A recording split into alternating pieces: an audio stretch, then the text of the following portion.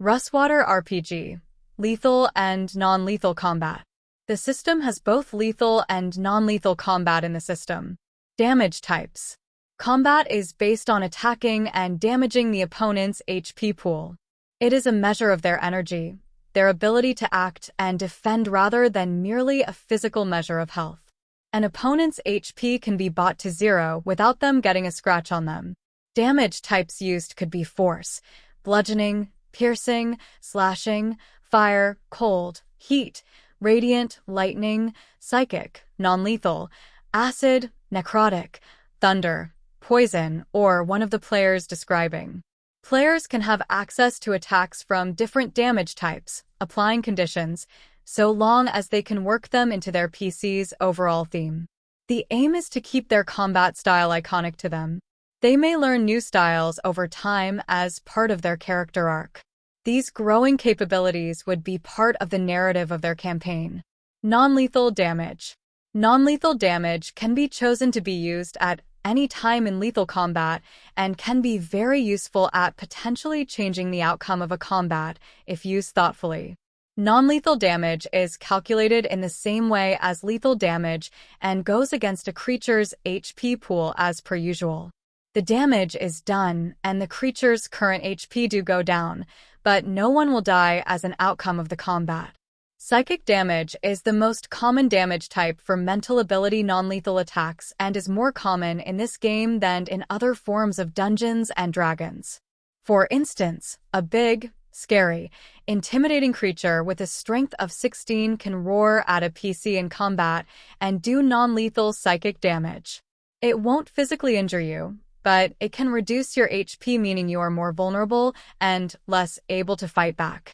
Also, a sweet, little grandma could command creatures to stop fighting this instant and do non-lethal psychic damage to all combatants in the room.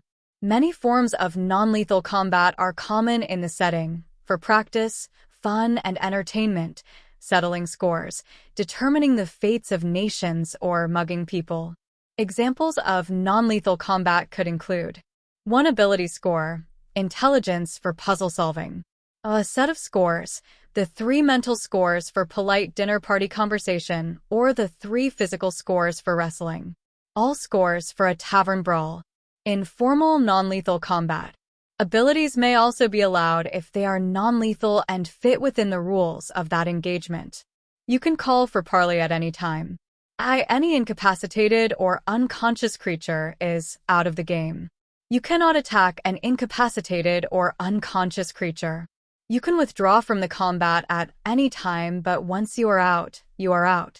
You cannot re-enter combat once you withdraw, become incapacitated or unconscious. Creatures who use non-lethal combat.